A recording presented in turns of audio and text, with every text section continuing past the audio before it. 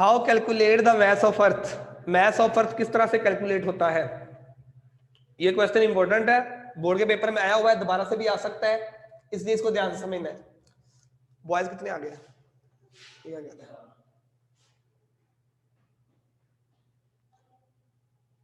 हाँ आरिज, वो मैंने कल बताया था कि हम इसलिए उसको फील नहीं कर सकते, हम इसलिए ग्रेविटेशनल फोर्स को फील नहीं कर सकते क्योंकि जी की जो वैल्यू होती है वो बहुत स्मॉल होती है। The value of G is very small. जो हमारे पास कैपिटल जी था उसकी वैल्यू क्या होती है? बहुत स्मॉल होती है, इसलिए हम फील नहीं होता कि ग्रेविटेशनल पुल हमें अपनी तरफ खींच रहा है। Okay, chapter number 5, chapter number 5 पढ़ रहे हैं हम। लिखना पड़ा।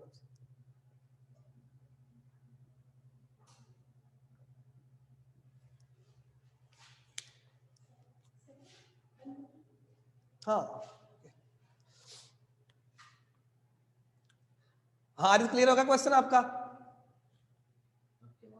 है क्यों क्यों नहीं आ रही भाई? अब ठीक है?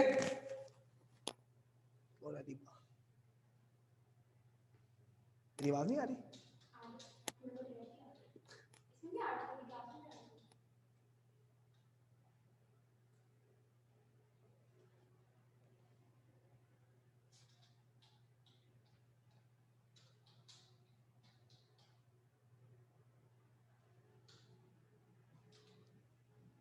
गुड, ओके जी। अच्छा, हमने मैस ऑफ अर्थ निकालना है, तो आपने क्या करना है कि डायग्राम बनाओ। सपोज ये हमारे पास अर्थ है, ये उसका सेंटर है, सेंटर से लेके यहां तक उसका डिस्टेंस होगा, इसे रेडियस कहते हैं। यहां एक मैस एम पड़ा हुआ है, ठीक है, और ये आर है आपके पास रेडियस। अगर हम मैस ऑफ अर्थ निकालना चाहते हैं तो क्या करना पड़ेगा? हमें किसी दूसरे मैस के साथ इसको रिलेट करना पड़ेगा। तो हमने सपोज कर लिया हमारे पास ये अर्थ है, ये उसका सेंटर है, और ये इसके ऊपर एक मैस एम पड़ा हुआ है, ठीक है, स्मॉल एम, कैपिटल एम नहीं। जो कैपिटल एम होगा वो हम शो करेंगे मैस ऑफ अर्थ के लिए, मैस ऑफ अर्थ। जो कैपिटल एम है वो यूज होगा मैस ऑफ अर्थ के लिए, और स्मॉल एम किसी दूसरे मैस के लिए हम इसको यूज करेंगे, ठीक है। तो बेसिकली ये डेरिवेशन है। डेरिवेशन को जरा कैसे करना है देखो जरा। अब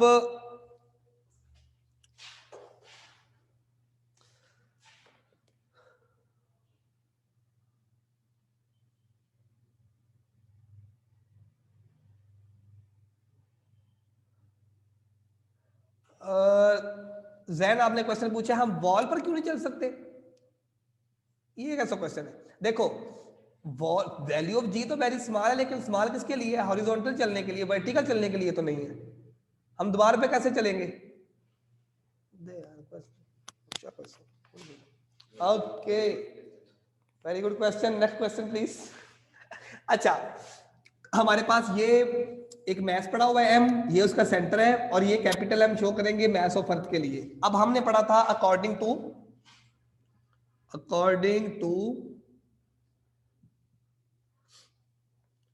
law of gravitation, law of gravitation. क्या क्वेश्चन थी उसकी भला? क्या थी भला लॉ ऑफ ग्रेविटेशन की क्वेश्चन क्या थी? F is equal to G m1 m2 over D का स्क्वायर, ये क्वेश्चन थी। हमने क्या किया? हमने मैस ऑफ अर्थ कैलकुलेट करना है, ठीक है, और मैस ऑफ अर्थ कैलकुलेट करने के लिए हम इसको यूज करेंगे law of gravitation. Law of gravitation में हमने देखा कि हमारे पास का फॉर्मूला होता है F is equal to G m1 m2 over D का स्क्वायर,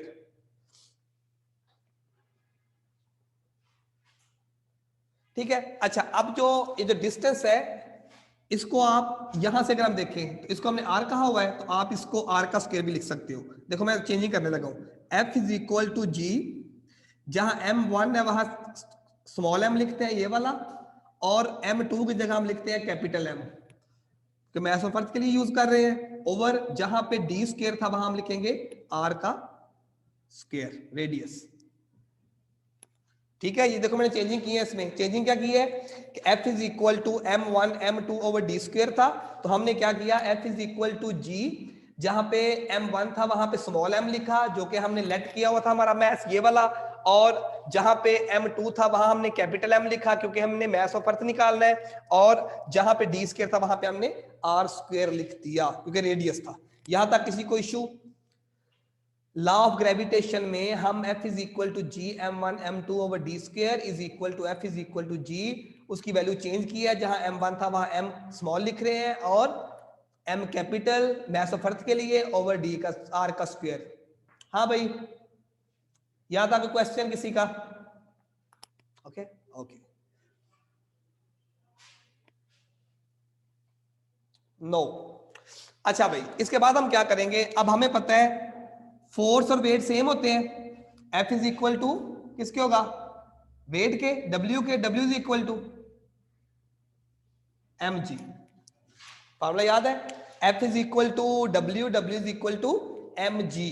दो वेट हमने इक्वल कर लिया, हमने कहा फोर्स जो है वेट के इक्वल है और weight is equal to mg के इक्वल आ गया। अब हम क्या करेंगे, हम जहां पे F है यहां पे हम क्या पुट कर देते हैं? mg। तो हम लिखेंगे यहां पे, ये f की जगह पे mg इज इक्वल टू ये वाला g, फिर स्मॉल m, फिर कैपिटल M ओवर r का स्क्वायर। ये वाला m इस वाले m से कैंसिल हो गया। ठीक है, स्मॉल m उस दूसरे वाली तरफ के स्मॉल m से क्या हो गया है? कैंसिल आउट हो गया है। ठीक है, W is equal to mg लिखा और f इज इक्वल टू लिख के mg is equal to g m over r का स्क्वायर।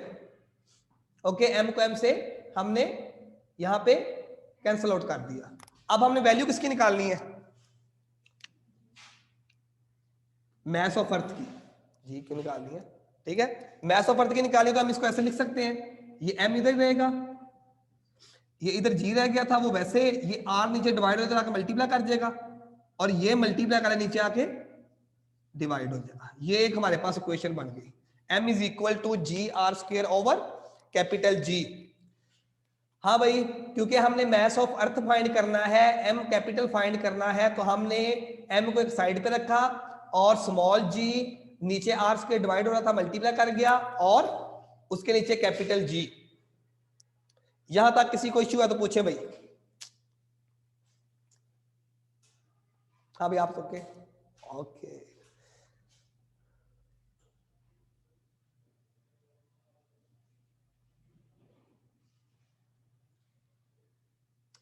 अगर यहां तक सबका ओके है तो मुझे मैसेज दे दें ओके का। ओके सर जी। सर फॉर्मूले में इतनी चेंजिंग क्यों की? ओहो, अच्छा क्वेश्चन। फॉर्मूले में चेंजिंग हम इसलिए कर रहे हैं क्योंकि हमने लॉ ऑफ ग्रेविटेशन में, अब देखो ना, जब हम लॉ ऑफ ग्रेविटी की बात करेंगे तो ग्रेविटी के लिए हमें डेफिनेटली क्या करना पड़ेगा। अब ये जो लॉ पेश हुआ था ये क्यों पेश किया गया था, इसकी बेसिक वजह क्या थी? इससे आप क्या कर सकते हो, इससे आप किसी भी, देखो अब अगर मैं चाहूं, अभी मैं किसका मैथ निकाल रहा हूं? अर्थ का, तो क्या मैं मून का मैथ निकाल सकता हूं? यहां पे ये क्वेश्चन है। हाँ भाई, को बताएगा?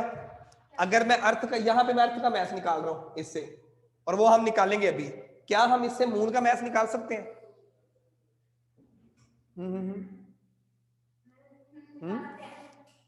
मैं अभी इसका मैं आंसर देता हूं अभी। नबीहा आप बताओ, नबीहा भी क्वेश्चन मार डाले जा रही है। यस, निकाल सकते हैं बिल्कुल। क्यों निकाल सकते हैं? क्योंकि ये ग्रेविटेशन का लॉ जो था ये पहली दफा पेश होने से हमें क्या सबसे पहले फायदा हुआ कि हम किसी भी चीज का मैथ निकाल सकते हैं, किसी भी चीज की फोर्स निकाल सकते हैं, कितनी फोर्स किसी दूसरे पॉइंट के ऊपर लग रही होगी। ठीक है, तो अभी इस बच्ची ने पूछा सर कि आपने इस फॉर्मूले में इतनी चेंजिंग क्यों की? देखो, हमने जो हमेशा किसी चीज, जब लॉ को पढ़ते हैं ना, किसी भी कानून को, उसमें वो आइडियल केस में होता है, वो हमेशा आइडियल केस में लिया जाता है। लेकिन हमें जब इससे क्या करना है, इससे आगे वैल्यू फाइंड करनी है, तो डेफिनेटली क्या करना पड़ेगा, ये जो m1 है, मैं इस m1 को मैंने m कहा है, क्या कोई भी मैथ हो सकता है, वो आपका मैथ हो सकता है, ठीक है, वो मेरा मैथ हो सकता है, ठीक है। और नंबर 2, किसके साथ रिलेट कर रहे हैं, किसी दूसरी चीज के साथ रिलेट करेंगे ना, जब किसी दूसरी चीज के साथ रिलेट करेंगे तो डेफिनेटली किसके साथ रिलेट है, अर्थ के साथ, तो यहाँ क्या आएगा, अर्थ का मैथ आ जाएगा, ठीक है। तो इसलिए हमने M2 की जगह कैपिटल M लिखा और M1 की जगह एक स्मॉल m लिखा, ओके।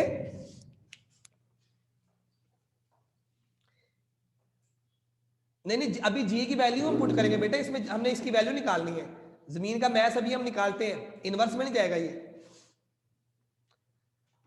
यहां तक किसी का क्वेश्चन पूछे भाई, ओके कर दूं, यहां से आगे चले।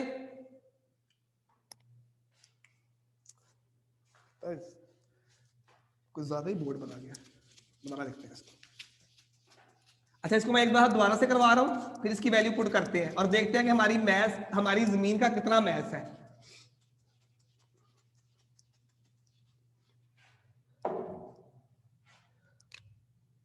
अच्छा, हमने पढ़ा था मैथ ऑफ अर्थ, मैं भी सिर्फ इसकी डेरिवेशन लिखूंगा। हमें पता है जो हमारे पास न्यूटन का लॉ है ग्रेविटी में, F is equal to G m1 m2 over D का स्क्वायर। इसमें चेंजिंग क्या आएगी, F is equal to G, जहां m1 है वहां m लिखेंगे, जहां m2 है वहां कैपिटल M लिखेंगे, ओवर जहां d है वहां r का स्क्वायर लिखेंगे। अच्छा, जहां F is equal to W is equal to mg, यहाँ mg लिख देंगे, is equal to G m over r का स्क्वायर। ये m इस m से कैंसिल आउट हो जाएगा, हमने m फाइंड करना है, m इधर रह जाएगा और वैल्यू आ जाएगी g r square over capital G, ठीक है।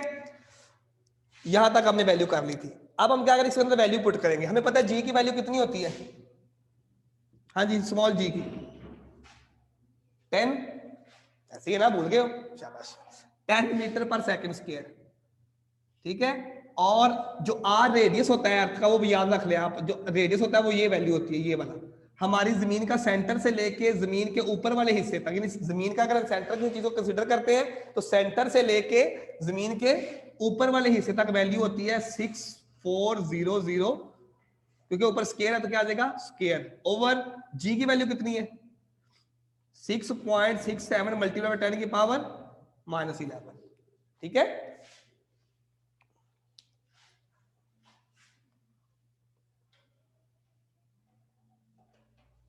हाँ बेटे, ये डेरिवेशन है, डेरिवेशन में आप वैल्यू आप पुट करोगे।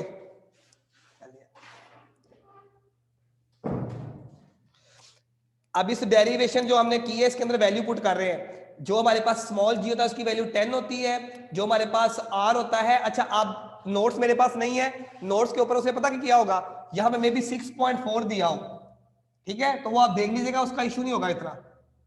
मैंने मीटर में लिया, उसने वैसे भी किलोमीटर में लिया हो, 6400, और नीचे जी कैपिटल है, उसकी वैल्यू ये चाहे साथ ना लिखो, इसको रहने देना, यूनिट ना लिखना, यूनिट हमें पता है मैथ्स का क्या होता है, ठीक है। तो अब क्या करना है हमने, इसको, इसकी डेरिवेशन कैसे करेंगे, m इज इक्वल टू 10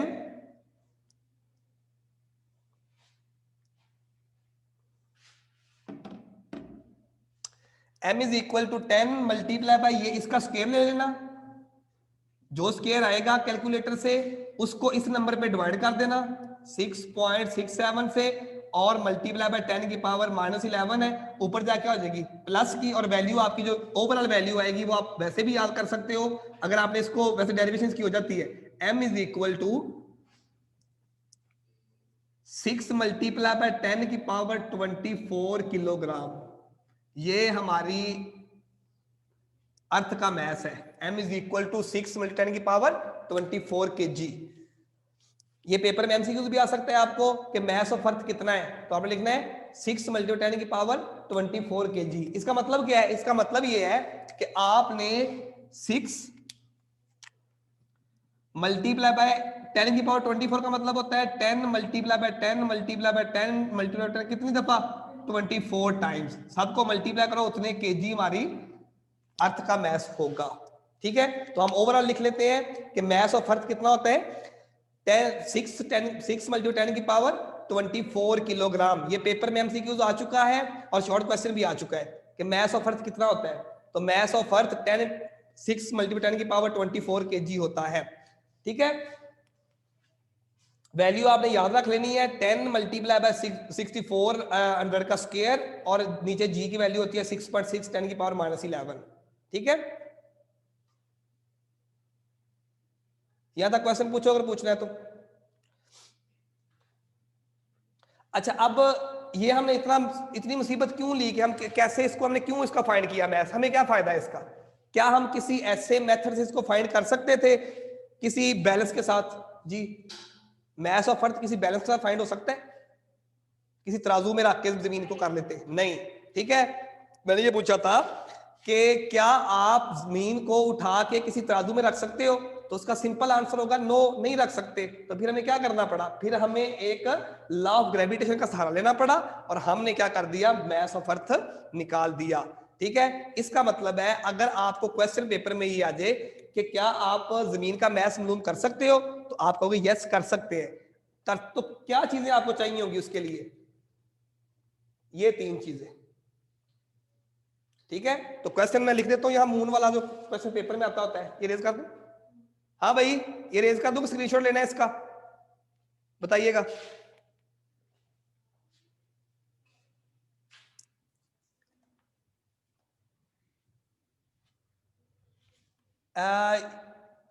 इंशाल्लाह सैटरडे को मंगवाएंगे आपके रजिस्टर, सैटरडे को आपका होमवर्क यहां पे मंगवाएंगे। ठीक है,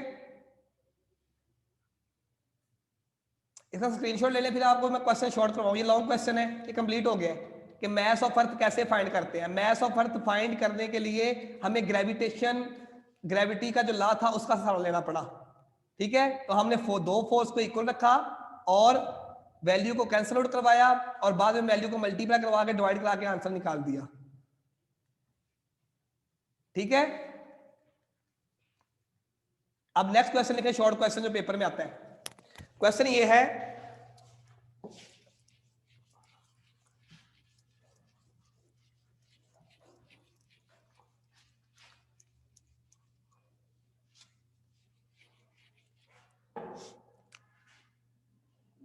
can we find the mass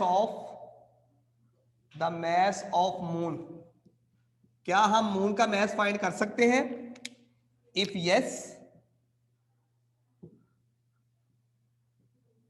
then write formula, write its formula. क्या आप मून का मैस फाइंड कर सकते हो? अगर आप मून का मैस फाइंड कर सकते हो तो आप उसका फॉर्मूला लिख दो। ठीक है, ये क्वेश्चन है, can we find the mass of moon? If yes then write its formula. एक मिनट सर, म्यूट कीजिएगा।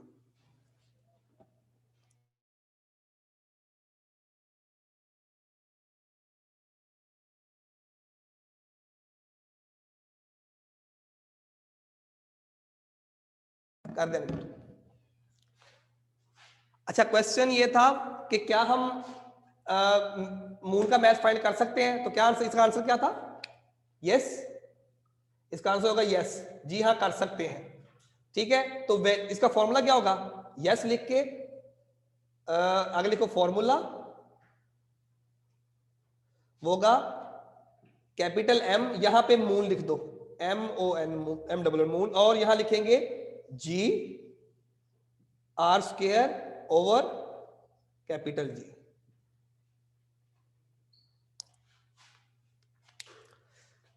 ठीक है, can we find the mass of moon, आप लिखा है यस, और फॉर्मूला क्या होगा? Mass of moon is equal to GR² over G, यानी ग्रेविटी, ये ग्रेविटेशनल एक्सेलरेशन चाहिए हमें, रेडियस चाहिए और ग्रेविटेशन कांस्टेंट चाहिए। इनके नाम भी आपको याद हो, जी का मतलब होता है ग्रेविटेशनल कांस्टेंट। ठीक है, आर का मतलब होता है रेडियस ऑफ अर्थ। अगर मून का निकाल रेडियस ऑफ मून हो जाएगा। ठीक है, और आर उसके बाद आ जाएगा कैपिटल जी। ये क्या था? Universal constant, universal constant. ये तीनों के नाम भी आपको याद हो, ये अर्थ ही कर लेना क्योंकि अर्थ के हिसाब से हम इसको देखते हैं। Gravitational constant, radius of earth और यूनिवर्सल कांस्टेंट। और याद रखना ये वाली जो वैल्यू होती है, ये वाली, ये कभी भी चेंज नहीं होती। कैपिटल जी कभी भी चेंज नहीं होता, लेकिन ये जो स्मॉल जी है इसकी वैल्यू चेंज होती रहती है विद प्लेस टू प्लेस, जगह के लिहाज। अब देखो जमीन के ऊपर जी की वैल्यू कितनी है, जमीन के ऊपर जी की वैल्यू है हमारे पास 10, यही वैल्यू मून के ऊपर कितनी होगी 1.6।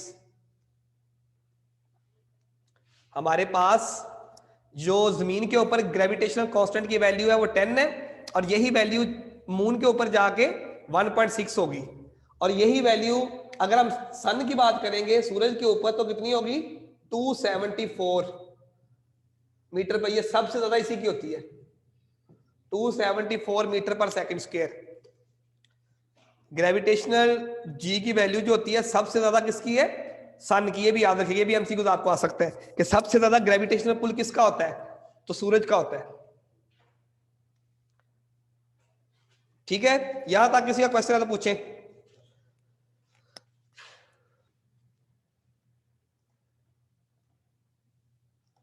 जी बिल्कुल, इस लॉ ऑफ ग्रेविटेशन से हम किसी भी चीज का मैस फाइंड आउट कर सकते हैं।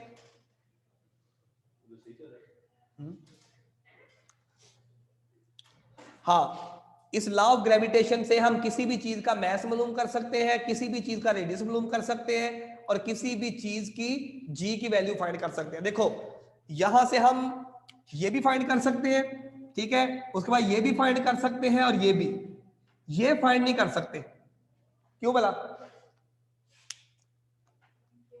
मैं आपसे पूछ रहा हूं क्यों, अब मुझे पूछ रहे हो क्यों। ये भी फाइंड कर सकते हैं, लेकिन सबके लिए वैल्यू क्या आएगी, अरे ये तो सेम रहेगी ना। मैंने बताया था जी की वैल्यू कभी चेंज नहीं होती, कैपिटल जी की वैल्यू ने कभी चेंज नहीं होना।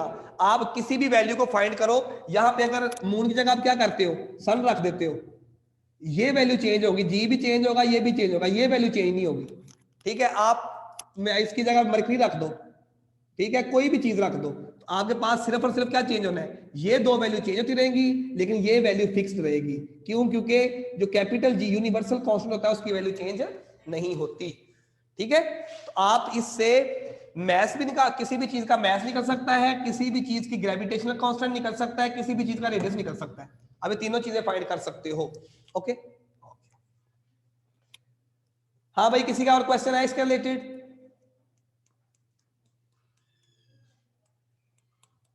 अगर समझ आ गया तो ओके का मैसेज दें।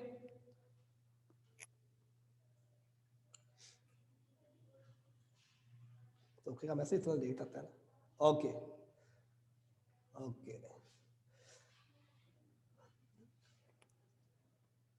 ठीक है जी। ठीक है, तो इसकी डेरिवेशन आपने एक दफा खुद से प्रैक्टिस करनी है, अभी बैठ के, बल्कि अभी बैठ के करो, मैं चेक करता हूं, अभी बैठ के करो, मैं चेक कर रहा हूं सबकी। इसकी डेरिवेशन अभी खुद से करो।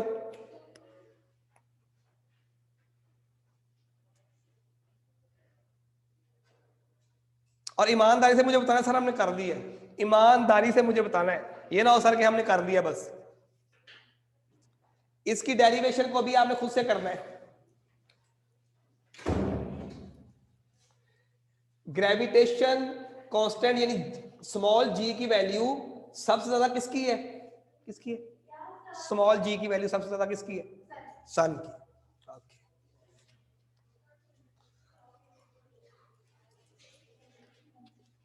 ठीक है, एक दफा फिर इसको लिखते हैं।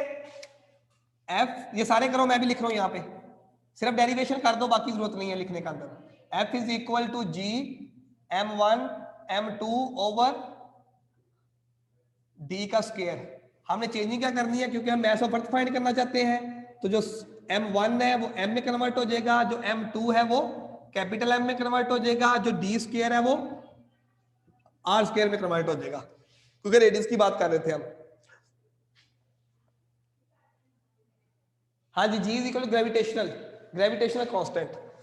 अच्छा, तो ये आ जाएगा हमारे पास F is equal to G m over R का स्क्वायर। इस F की जगह क्या लिखेंगे, M G is equal to G M over R का स्क्वायर। ये एम इस एम से कैंसल आउट, तो ये बन जाएगा, ये एम यहां लिखे कैपिटल, ये बन जाएगा G R square over capital G. सब की वैल्यू लिखेंगे तो मैथ हमारे पास आ जाएगा 6 10 की पावर 24 किलोग्राम। ओके ओके बेटे, यहां तक अगर किसी को इश्यू है तो क्वेश्चन पूछ लो।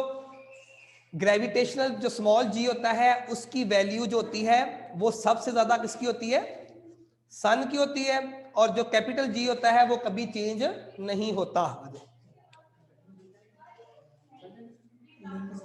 लिंक सेंड करवा दे बस, बाकी ठीक। हाँ इसकी टर्न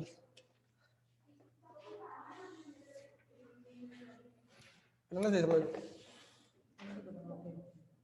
ओके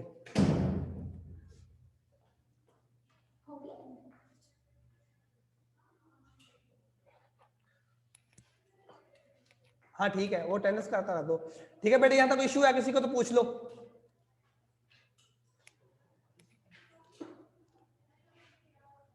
आमना, इफ्रा, मनाहिल, रीबा, और ये गैप हो गई है, क्या नाम है इसका, तो क्या नाम था उसकी, नबीहा और अब्दुर्रहमान, अब्दुल्ला, अली अदर, आरिज। ओके है, ये बेटे अर्थ की है, मैथ्स ऑफ अर्थ निकाला है हमने।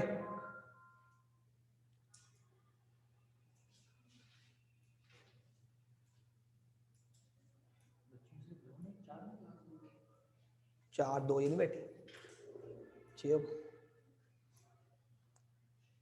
ओके जी, चलो यार, हाँ